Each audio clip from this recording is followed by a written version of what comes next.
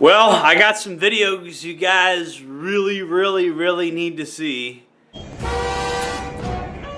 Blue goon, you saw me mewing alone, without a simp in my heart, without a yacht of my own.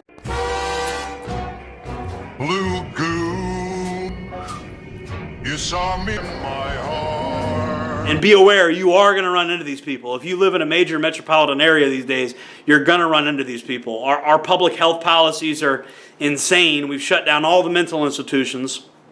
And now the liberals are just opening all the prisons. So, you know, the conservatives shut down all the mental institutions, and then the liberals shut down all the prisons. So, I mean, this is what you're going to get. You're going to get, I mean, there's no place to put these people. We can't keep them in prison because that's oppressive, and we can't keep them in mental facilities because it costs too much money, I guess. So both the left and the right has failed these people completely. And so they're just in the streets lighting themselves on fire, running around naked and stuff. And it's just, I mean, and they go through the Baker acting and all. You know, the system doesn't know what to do with them. So you're going to run into them. They're everywhere. And this is just the state of mental health in America. You know, I don't have an answer for it. It's above my pay grade. But I can teach you, my audience, how to protect yourself against stuff like that.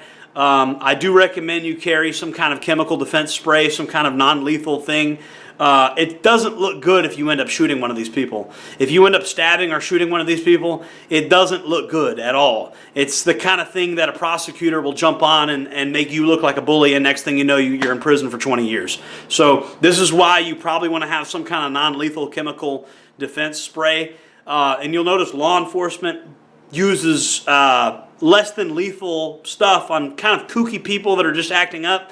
It's kind of standard operating procedure for cops. They use tasers and pepper spray on people like that because they can get to where they're a little bit dangerous, but they're not super dangerous. And so you have to have a use of force continuum, you know, and I think that applies even for a citizen. I don't think you could just go straight to a weapon every single time. You have to have, you know, you have to have use of force continuum. But the number one thing you have is situational awareness. Do not be glued to your cell phone when these things are happening, because these situations can escalate and you can get caught up in them, and you don't want that. Clear it, get out of there, get off the bus, wait for another bus to come, whatever. Get out of there, get the hell out of there. You should know some basic martial arts moves of how to de-escalate interview stance. You know, like, just calm down there, buddy. You should know stuff about interview stance, stuff like that, de-escalation tactics, things like that. Like I said, this is 100% pretty much, or maybe 70%. You're going to run into a mental patient. What are you going to do when you run into one? If you live in a rural area, this video doesn't even really apply to you, but it could happen, especially, you know, when you stop to get gas or something like that, to help these people. But these people, it's not your individual responsibility to help these people. Just remember that, you know, it's not your individual responsibility to help these people. You could do a little something, especially if you catch them at a time when they're not acting completely nuts, but just remember that keep your side of the street clean. That's all you can really do these days. All right, Jordan Jareb signing off. Make sure to like, comment, subscribe, hit the bell icon, tell all your friends about the channel.